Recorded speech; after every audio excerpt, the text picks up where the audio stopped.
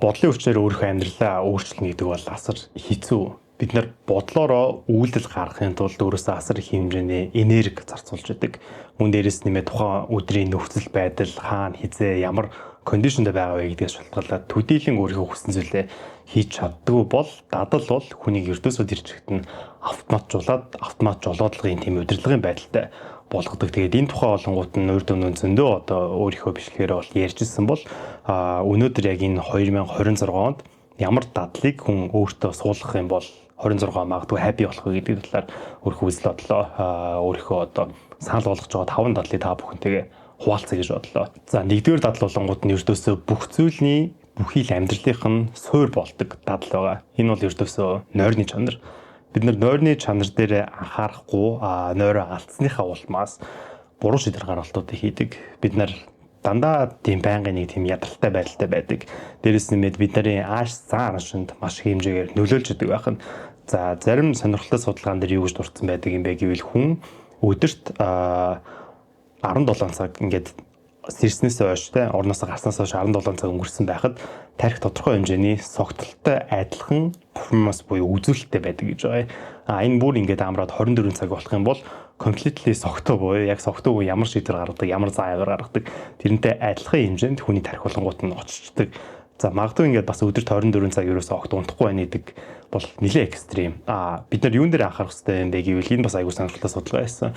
Хүн хэрвээ 2-7 хоног өдөрт дунджаар 6 ба түүнээс доош цаг унтсан байх юм бол 24 цаг унтаагүйтэй адилхан үзүүлэлтүүд гардаг гэж байгаа байхгүй юу. Тэгээ хамгийн гол нь эдгээр зүйлүүдийг бид нар хүн ерөөсөө анзаарч чаддаггүй.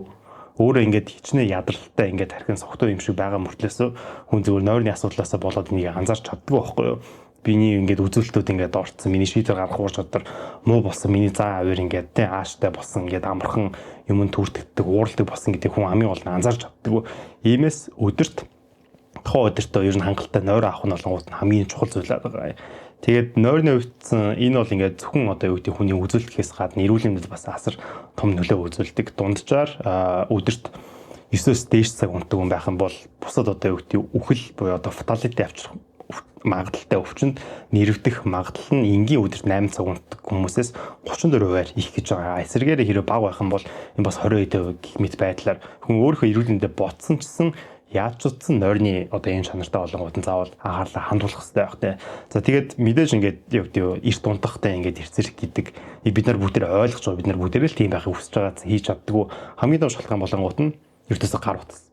Оронд ороод гар утсаа үзчихдэг тий. Ингээд бүлүүл айтаас одоо нүдэрээ дамжуулаад тархигаа ингээд сэрээгээд тэгээд байдаг байх нь. Тэгээд дээрэс нь унтахаас өмнө алкогол уух гэх мэтлээ бид нар маш олон тийм буруу зуршлуудтай тэгэхээр эдгээр зүйлүүдийг зогсоё тэгээд хамгийн миний өгч чадах хамгийн энгийн нэг зөвлөө олонгууд нь ердөөсөө өөрийнхөө унтлагын өрөөндөө гар утсаа авч орохгүй байх хэвээр. Тэгэл болоо. Унтлагын өрөөндөө гар утсаа авч орохгүй байхаар за хүн орондоо ороод унтахаас өөр аргагүй болно. Альс нь өөрийнхөө нойрхоо хүрэхийн тулд ном унших гэдэг ч юм уу те ингээд илүү сайн дадал зуршил руу хүнийг хөтлүүлдэг байхгүй. Тийм учраас унтахаас өмнө унтлагын өрөөлөө орохоос өмнө утсаагаа одоо том өрөөнд очим уу те галтгоондоо өөр бүр болохгүй бол ингээд 0 даа юм уу тэгээд хайчих. Тэгэх юм бол 26 он бол ердөөсөө ирчтэй таны жил болно. Ийм амархан зүйлийг хэрэгжүүлээ сурчвал юм бол тэгээд эрүүл мэндийн хувьд ч тэр цааврын хувьд ч гэсэн тэр үзүүлэлтийн хувьд ч тэр ол амжилтуудын хувьд ч тэр бүгднгээр нь ингээд ялгаад ирэх боломжтой байгаа. Иймээс дахин давтаж ихэд унтлагын өрөөндөө гар утсаа оруулж ирэхээ боли тэрийг өөр газар орхиж. Тэгээд бас энэ устай холбоотой нэг дадал туршлын бас нэг томоохон чухал хэсэг нь болонгууд нь бид нар ажлынхаа ширээн дээр их ингээд хүмүүс утсаа ингээд ширээн дээр ингээд тавьчихдаг. Тэгээд нэг жоохон ингээд зайлсвар гарангууд нь тэр утсаа үзснээсээ болоод яг тухайн анхаарлаа төвлөрүүлсэн байсан тэр сэтгцийн төлөөсөө буцаагаад ингээд мэдээллийн энэ зах замбраагүй байдалд орчдөг.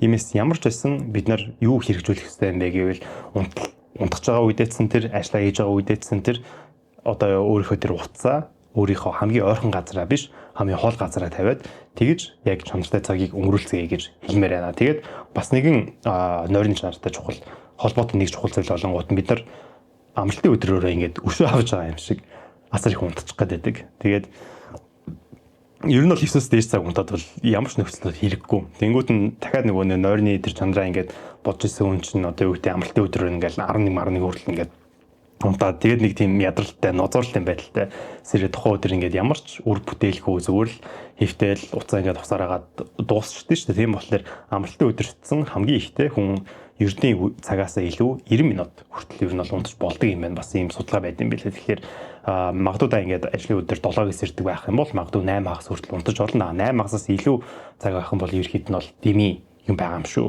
За хоёрдугаар дадал болонгууд нь маш энгийн дадал байгаа.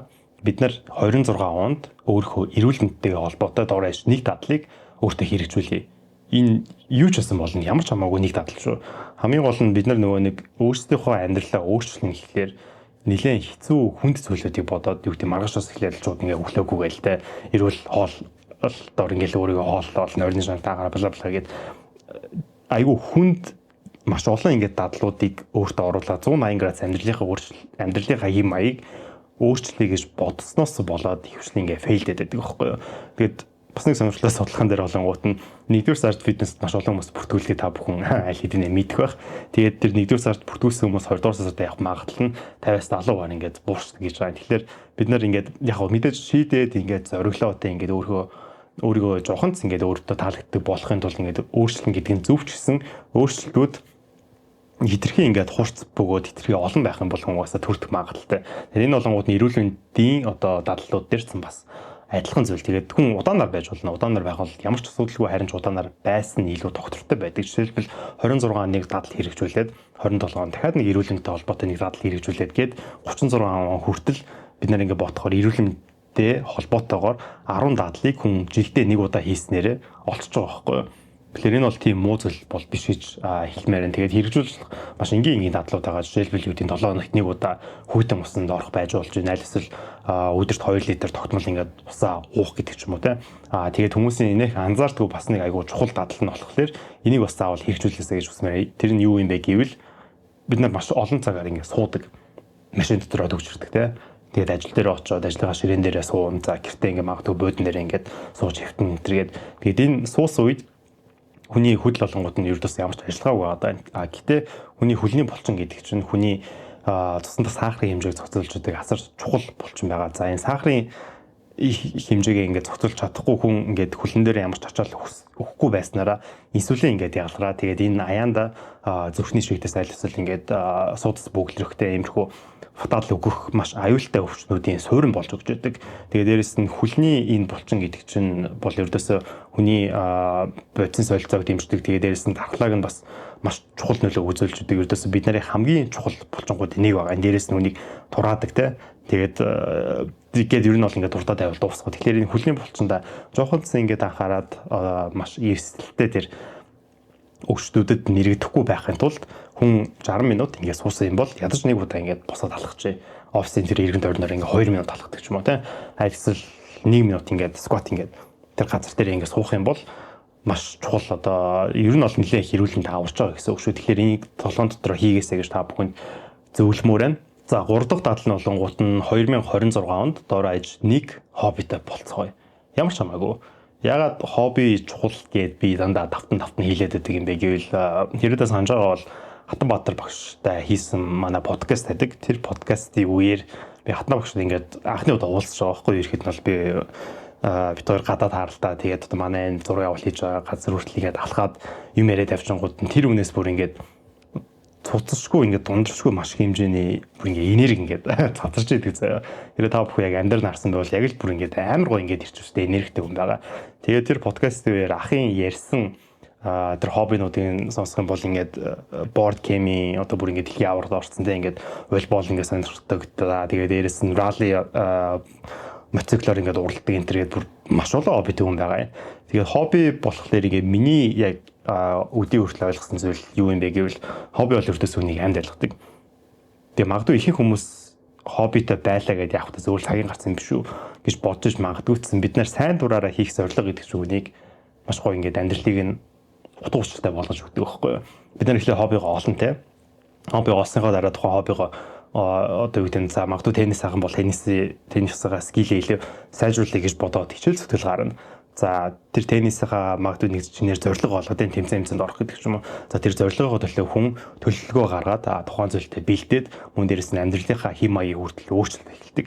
За ингээд энэ цикл явснараа хүн ерөөхдөө нь бол маш happy асаргалтай болж байгаа. Тэгээ бас нэг сонирхолтой судалгаан дээр юу гэж дурдсан байдаг юм бэ гэвэл хоббидо хүн хоббиго хүнтэй харьцуулах юм бол 24%-аар илүү аз жаргалтай, депрессэнд нэрвдэх магадлал нь илүү бага бөгөөд өөрийнхөө амьдралтаа сэтгэл ханамжтай гэдэг ийм судалгаа гарсан байгаа. Тэгэхээр хоббидо болоо гэж танаас алдах зүйл бол юу ч байхгүй. Магадгүй та ингээд өөрийнхөө цаг зав гарцсан энэ төр гэж бодож байгаа байж магадгүйсэн бид нэр ажиллах гэж ер нь бол төрөөгүй шүү дээ.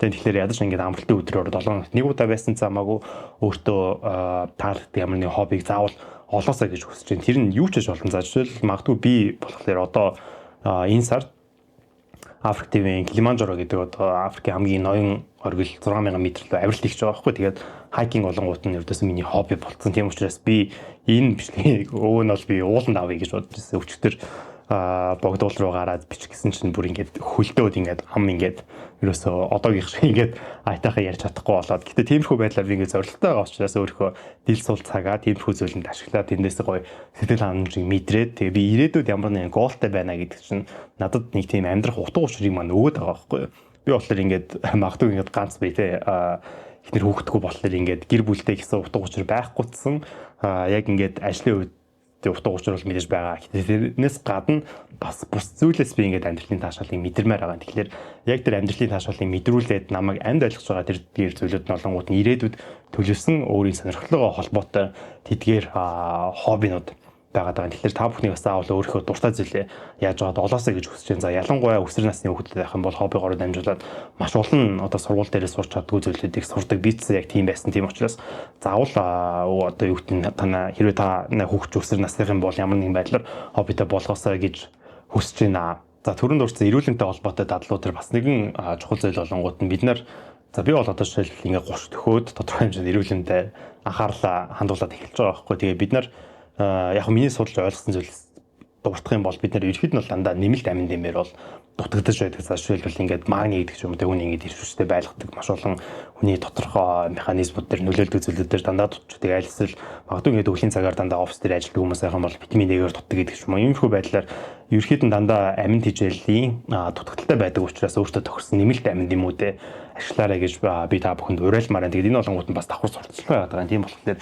хэрвээ одоо юу гэдэг таны тархины үйл ажиллагаа чинь аль эсвэл ингээд танаа аав ээжтэй ингээд тэ ингээд гой бэлэг өгчмөр нь шүү дээ. Тэгэх юм бол би дандаа ээжтэй Denk Pharma-гийн Brain Active гэдэг одоо энэ бүтээгдэхүүнийг өгдөг байхгүй. Тэгээд энэ болонгууд нь дотроо омега 3-тай тэгээд хүний тархийг нь илүү ингээд сэрэг болгодог загасны тус гэж ярьдаг шүү дээ. Тэгээд би бол аль ээж байгаа залуу хിവэрэ залуу гараал ингээд байгаасаа гэж мэдээж хүмүүс л айлгсч байгаа. Тийм болохоор энэ болонгууд нь бас гэр бүлтэй гоё бэлэг байгаа. Тэгээд тэрнээс гадна би дасгал хөдөлгөөний үеэрээ дандаа энэ магний дайрект гэдэг энэ бүтээгдэхүүнийг бол одоо ууж эхлээд баг нэг 6 ч баг 9 сар орчим болж байгаа. Тэгэхээр энэ болонгууд нь угаасаа дандаа хөлсөөр гарч байгаа миний энэ бүх шимт хичээлүүдийг нөгөөж өгдөг маш чухал бүтээгдэхүүн байгаа. Тэгээд тэдгээрээс гадна дандаа надаа инстаграмаас хүмүүс асуугаад байдаг болонгууд нөгөө нэг нойрны чанарыг сайжруулдаг юм шиг юу вэ? Тэр болонгууд нь Denk Pharma-гийн Good Night гэдэг бүтээгдэхүүн байгаа шүү. Тэгээд тандтай хамгийн ойрхон бүх химийн сангууд дээр худалдаалагдаж байгаа учраас та өөрийнхөө эрүүл мэндэд анхаарал өөртөө хэрэгцээтэй нэмэлт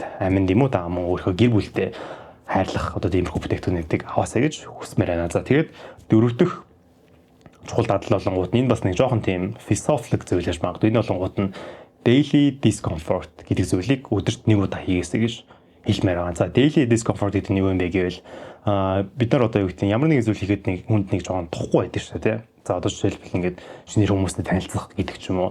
За аль эсвэл юу гэдэг фитнестэй явах, гадуур ингээд алхах, гүүх юу ч болно. Зүгээр хийхийг хүсэхгүй байгаа зүйл байхгүй юу? Тэдгээр зүйлүүдийг бид нар хийж ерөөхдөө л өөрийнхөө амьдралаа өөрчлөн гэсэн айгүй энгийн утга санаа байгаа даа. Тэгээд эдгээр хийхийг хүсэхгүй зүйлүүд чинь л ердөөсөө хүнийг илүү ментали сэтгцэн үед нь болонгууд нь хүчтэй болгож ирдэг. Тэгээд хүний тарих гэдэг зүйл болонгууд нь дандаа амархан, хурдан, таашаал өгдөг энэ гурван зүйлүүдээр ингээд чиглүүлээд байдаг. Тийм учраас бид нар гэртээ арчаад уг нь бол ингээд хийх хэрэгтэй зөндөө ажил байгаа мөртлөөс зүгээр шууд бодон дээр ингээд очиод хөвтөждөг ч юм уу тийм. Тэгээд тухайн өдөр ингээд амжуулах хэрэгтэй байсан ажлуудаа бодоод хийж чадахгүй байгаад ингээд өөртөө гимшээ та тэгсэн мөртлөөс санаасаа нөгөө хийх ёстой зүйлүүд нь ингээд өөртөө тухгүй санагдаад хиймээргүй байдаг ч юм уу. Иймэрхүү байдлаар дандаа ингээд маш чухал зүйлүүдээ ингээд алдаад явж байдаг. Тийм учраас хэрвээ хиймээргүй байгаа зүйл гараад ирэх юм бол тэр чинь нэг ёстондоо таны хувьд боломж үе эрг зүйл гэсэн үг. Эдгээрээ битгий сөргөөрөө хүлээж аваасаа. Тэгээд ялангуяа хүн нөгөө нэг дандаа ингээд тухтай зүйлээ хийгээд байна гэдэг чинь ерөөд нь бол хүн буруу замдаа явчихна гэсэн үг байхгүй. Хүн дандаа өөртөө тухгүй зүйлүүдийг өдөрт дор хаяж нэг удаа хийснээрээ бид нар бол сайжирж байгаа. Бид нар өөрийнхөө хүссэн өөрийн гэсэн хувилбартаа ер нь бол хүрнэ. Ийм учраас юу ч гэсэн хамаагүй өрдөөсөө өөр чинь тухгүй санагдах юм бол тэдгээр зүйлүүд чинь өөр чинь чухал зүйл гэж бодоод тухгүй зүйлүүдийг эрен хайдаг, тэдгээр зүйлүүдийг таашаадаг, тэрний ард нь гардаг тийм хүн байгаасаа гэж хүсмээр байна. Тэгээд энэ болонгууд нь өрдөөсөө бүхий л амьдралын одоо үеийн дадлуудаа, үйлчлүүдээ бүгдэндээ нь холбоотой. Жишээлбэл би магадгүй ингэж бясалгал хиймээр байгаад бясалгал хийх гэж ингэж суугаад тэр чинь ингэж олон асар болог өөр бодлоо төрж байгаа шүү дээ. Тэдгээр бодлуудаа ингэж дэс болоод надад ингэ бясалгал хийхдээ 5 минут 15 минут маш тухгүй санагдаж байгаа байхгүй юу. Гэтэ би тухгүй байдлыг давж орчиж би бясалгал гэдэг зүйлийг сурж байгаа тийм. За магадгүй би ингэж 8 цаг ингэж ажиллаж төвчл дотор орж байгаад орой ингээд жин дээр явах ёстой байсан ч гэсэн жин дээр явах надад тухгүй байгаа би ингээд тасалчих юм бол тэр чинь за магадгүй нэг өдөр аж болно гэхдээ тэр чинь 2 өдөр болох юм бол 3 дахь өдрөө болох магадлал нь илүү өсөө тэгэл сайн нөгөө нэг хэлсэн нэг сард бүтүүлсэн хүмүүсийн 50-70% 2 дугаар сартаа байхгүй болдог гэдгийг тэр та тэр 50-70% нь орчих гээд байгаа. Ийм учраас өөртөө тухгүй зүйл яхан бол тэр зүйлүүдийг ирэн хайдаг байгаас. Тэгээд энэ болонгууд нь зөвхөн дадлууд болон эрүүл мэндтэй холбоотой, тасал хөдөлгөөнтэй холбоотой зүйл бол биш ээ. Энэ болонгууд нь харилцааны хувьд аягүй чухал зүйл гэж би бол өөртөө бол хардаг. Жишээлбэл би сая өнгөрсөн 7 хоногт Шангрилагийн офисын лифтд явж байгаа. Тэгээд амар хөөрхөөхөө олж хараад одоо лифтэн цог суугаад тэгээд тэр өхөнд нь ингээд талзмаар байсан бохоггүй одоо хаягийг ингээд асуудаг ч юм уу те. Тэгээд би ч нөгөө нэг зан характерийн хувьд олонгууд нь би ерөөсөө тийм хүн бол биш. Тэгээд тэрээ би одоо юу гэдэг Instagram ч юу интернет асуучих юм бол яана ингээд намайг юу гэж бодчих болоо те ингээд надад муухай хандахгүй би тэрнээсээ болоод өвдөхүй. За магадгүй ингээд хэрвээ намайг таньдаг байх юм бол бүрий чинь ингээд л октодын ингээд Instagram-ын асуулт явж идэг тийм л гай байл ш. Тэгээд ярьчих интернет амар олон ингээд сэтгэл санаа солиод төрсөн бохгүй. Тэгээ би ер нь бол чадаагүй яа тухай те. Тэгээд хоол идэх гээд яана тэр үед ингээд асуучдаг байж тээ юу ч болохоос билээ гэдэг ингээд амар харамсаад ингээд муухай тийм мүдтэй явж ирсэн чинь зүгээр хоол ижсэн газар байсан бохгүй тэр өхөн. Тэгээ би зориглоо за нэг л удаа амьдрах юм шиг амар асуугаад өсчээ гэж бодоод асуусан. Тэгээд яг хөө найзлуутай байсан. Гэтэ би буцаад өөрийнхөө ширээн дээр очиж надад бүр маш гоё ингээд happy үнэхээр ингээд нэг гоё ингээд мэдрэмж хүн төрдөө шүү дээ. Ингээд тэнгэр ингээд цэлмэг болол тэ гэдэг юм. Тэгээд тийм гоё мэдрэмж төрсэн байхгүй. Тэгээд тэр л үрдээс ингээд чухал байгаа. Би чинь өөртөө хамгийн тухгүй зүйлээ ингээд хийгээд тэрнийхээ ард нь гарч байгаа мэдрэмжүүдийг тийм харилцааны жижигхэн зүйлүүдээс өртгөн олж авах боломжтой байхгүй. Тэгээд энэ болонгууд нь зөвхөн эцэр үүсний хувьд биш магадгүй та ингээд өөртөө таны үнэхээр ингээд талархдаг хүн байх юм бол ягаад очоод те ингээд талархлын үгээ хэлж болохгүй гэж би бол энийг яг шинэ он гарахаас өмнө хитэд хүмүүс рүү одоо өөрийнхөө талархлын үгээ бол бичсэн. Тэдгээр хүмүүс магадгүй ингээд намайг ямар одоо юу гэдэг ихтрийн ингээ хүн дээр хүлээж авчих үедээ гэсэн айцууд байсан ч гэсэн би тэдгээр зүйлүүдийг хийснээрээ би өөртөө ч ингээ сэтгэл ханамжтай магадгүй тэр хүмүүсийн таалагдсан байх гэж бодож байгаа. Иймээс харилцааны үеэр зэдгээр зүйлүүдийг хийх нь бол аюул чухал. Тэгээд нэг ялангуяа хүн харилцаанууд гэж бол байдаг. Шудраг байсныхаа төлөө хин нэг гинтээ хин өвдөх танктэй эдгээр зүйлүүдийг хийхгүй л ах юм бол ер нь бол хүн ингээ өөрийнхөө нэг тийм жижигхэн шээл буюу одоо агуу дотор ингээд нуугтаад хумигтаад тэгсээр байгаа бид нар дуусгаад байгаа баггүй. Тийм болохоор тэр daily discomfort гэдэг зүйлийг хийгээд өөртөө л үнэнч амьдраасаа тий өөрийгөө бити хураасаа үнэхээр хийх хүссэн бүх зүйлээ ингээд хийгээд хийлээд тэгээд яваасаа гэж та бүхнээс бол хүсмээр байна. Тэгээд дөрөвдүгээр тал болонгууд нь daily discomfort байлаа. За хамгийн сүүлийн 5 дугаар тал болонгууд нь энэ бол миний хувьд маш чухал зүйл байгаа. Маш ингээ ном унших.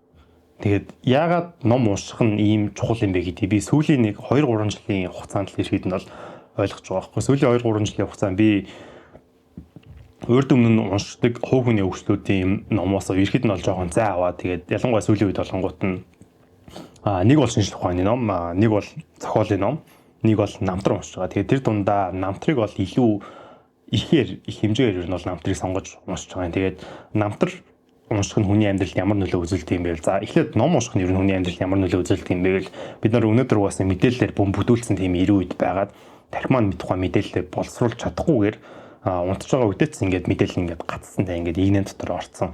Тэгээс ирээд ерөөд нандаа ядралтын байдалд явж байгаа байхгүй. Тийм учраас эдгээр мэдээлэл гэдэг зүйлээс жоохон цанцаа авахын тулд олонгууд ном унших гэдэг энэ цаг нь өөртөө гаргаж байгаа цаг нь хүнд маш чухал нөлөө үзүүлдэг. Бид нар магадгүй ингээд юу гэдэг 30 минут хугацаа орлож болох байсан шүү дээ. Тэрний оронд 30 минут ном уншсанаар сэтгэл санааны хувьд хамаагүй ингээд цэлэг тийм байдлаар өнгөрүүлэх боломжтой болж байгаа. Тэгээд намтар гэдэг зүйл маань олонгууд нь өөрөө одоо намтар зохиолуудыг ихвчлэн тухайн зохиогч маань өөрөө хүүхэд наснаас эхэлдэг. Тэгээд тэр хүүхэд насныг нь уншихаар хүн чинь нөгөө нэг өөрөө мартмаар байсан аль эсвэл тэгж бодоогүй байсан гэсэн мартчихсан маш олон дурсамжууд хүнд яхаа аргагүй байдаг. Тэгээд бусад хүмүүсийн яг тэр үнэн сэтгэлээсээ үннээрээ бичсэн тэдгээр ном өөрийнх нь амьдрал түүхийг ингээд уншихаар нэрээ нададсан яг тийм ир үе байсан шүү дээ. Нададсан тийм зүйл тохиолдож байсан. Тэгвэл энэ зохиолч маань тухайд яг ямар ягц гаргаж ирсэн бол юуг санагдаж байсан бол тиймэрхүү байдлаар ингээд би ном уншаад номороо дамжуулаад зохиолчдоодс ингээд ярилцаа давхар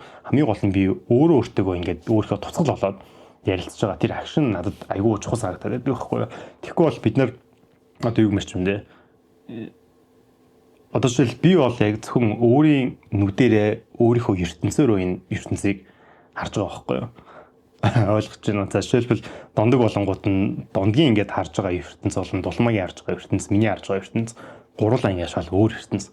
Би тэр харж байгаа ертөнцийн тэр одоо нүдний шил фильтр байлаа гэж бодоход би тэр фильтрээ үнэхээр үнцэнтэй бөгөөд тэр фильтрээ хамгийн ингээд 99.9% ингээд clear байдлаар ямар ч biasгүйгээр маш тод цэлмэг хармаар байгаа байхгүй юу. Тэгээ тэр боломжийг олгодог зүйл нь өөрөө одоо намтар зохиолууд гэж би бол бодод байдаг. Бусад хүмүүсийн амьдралтай өөрийгөө тулгаж явахад тэр хүмүүс ингээд ойлгож харснараа миний өөрийн гэсэн үнс нь юу вэ? Би өөрөө амьдралаа юу гэлээ чухалчдаг вэ? Би хэрвээ тэр зохиолчийн өмнө зохиолч хоронд найсан бол би тухайд ямар шийдвэр гарах байсан бол миний амьдрал иймэрхүү зүйлүүд болж ирсэн тэр үед би надад юу санагдаж байгаа вэ гэх мэт байдлаар хүн өөрийгөө үнэхээр ойлгодог. Тэгээ тэр өөрийгөө ойлгох завшааныг олгодог нь болонгууд нь яхаа аргагүй намтар зохиолоод байдаг. Тийм учраас манай одоо сүүлийн 2 бүтээл болонгууд нэг нь болохоор шидэт мухлаг тэгээд нөгөөх нь сая гаргасан одоо энэ сонголт гэдэг ном хоёулаа намтарт бүтээл байгаа. Ийм учраас та бүхний бас хэрвээ ингээд өөртөө таалагдсан номоо харах олж амжаагүй байх юм бол ямар ч сан эдгээр намтарт зохиолдоос сойрхож үзээрэй гэж хэлмээр байна. Тэгээ манай дараач номоос намтарт зохиол болгоолно. Тэгээд бас нэг жоохон нэг тийм сурчлагын маягийн зүйл хэлэхэд манай сонголт ном маань одоо аль бүх дэлгүүрүүд дээр ерөөхдөө нь худалдаад явж байгаа. Тэгээ би өөрийнхөө нөгөө оруулсан номын товчлол дээр дөнгөж одоо ихний нэг иймэрхүү хэсгийг л ярьсан байхгүй номын одоо энэ харагдаж байна. Тэгээд үлдсэн бараг 70 гаруй хэсгээр болонгууд нь зохиолч маань ерөөхдөө нь бол яг одоо өөрөө хожим сэтгцийн эрүүлэн дээр ингээд суралцаад сэтгэл зүйч болоод тэгээд сэтгэл зүйчийн нүдээр яг өөрийнхөө амьдралаа дахин дүгнээд давхар хүмүүстэй ярилцаж тухайн хүмүүсээс ойлгосон хүмүүсээс ухаарсан ухаалуудаа өөрийнхөө амьдрал дээр тусгаж эдгэрж байгаа тэдгээр үйл явцууд нь гарч ирдэг. Тэгээд энэ болгоомод нь шинжлэх ухааны хувьд маш сонирхолтой. Тэгээд давхар маш олон хүмүүсийн амьдралыг нэг номон дээр багтааж чадсан тийм бүтээл байгаа учраас та бүхэн миний оруулсан дээр номын хураангоор бити энэ номыг дүгнэсэй гэж хүсмээр байна. Тэгээд энэ номын дөнгөж хамгийн ихний хэсэг л ерөөхдөө нь болж байгаа хүнд болохоос ш бусад үлцэн эсүүд дээр нь олонгууд дандаа ухаарал, эдгэрэл тэгээд хамгийн гол нь маш чухал амьдралын философиуд маш үнэхээр ингээд бичигдсэн байгаа учраас тэр үнцгээс нь хараасаа гэж хүсэж байна. Тэгээд энэ ном маань дахиад нэг сурчлагын хэлэхэд олонгууд нь Goodreads-д одоо номын хамгийн том захин платформ дээр 100,000-аас дээш үнэлгээ өгсөн маш цөөхөн номууд байдаг. Тэгээд тэр дундаас миний судалсанаар олонгууд нь бүх цаг үеийн хамгийн өндөр үнэлгээтэй ном байгаа шүү. Энэ учраас ер нь бол энэ номыг уншихад бол хинч хизээж харамсгааргүй гэдгийг бол маш ихтэйгээр бол хэлмээр байна. Тэгээд тийм байна. Тэгээд ерөөхдөө нь бол 5 дадлыг бол өндөр хэлээд хамгийн сүүлийн зөвөр дүгнээд нэгээр ингээд дурдаад явах юм бол хамгийн эхлээд болохоор юу байлаа? Нойрны жанр. Хамгийн ихний дадлал болонгууд нь нойрны чанарт анхаарцгаая. За хоёр нь болонгууд нь нэгжилт эрүүл мэндтэй холбоотой ямар нэгэн дадлыг нэг ч хамаагүй нэг дадлыг өөртөө суулгын олноор нь битгий хийх гэж оролдож тэгээд өөрийгөө зовоогоорой гэж хэлмээр байна. За гуравт нь болонгууд нь ямар нэгэн байдлаар ямар нэгэн хоббиг өөртөө ингээд олоод тухайн хоббигоороо ер нь бол хөгжөөд өөрийгөө төлөвлөгөөтэй болоод амьдралын гоё утга учиртай болгоосэй гэж уриалж байна. За дөрөвт нь болонгууд нь өдөрт нэг удаа өөрчлөн ингээд тухгүй санагддаг байх. Тухгүй санагдаж магадгүй тэр зүйлийг дуртай таашааж хийгээрэй гэж хүсмээр байна. За хамгийн сүүлд нь олонгууд нь ном уншдаг цагийг өөртөө гаргая. За ингээд энэ удаагийн дугаар өндөрлөж байна. Баярлалаа. Баяртай.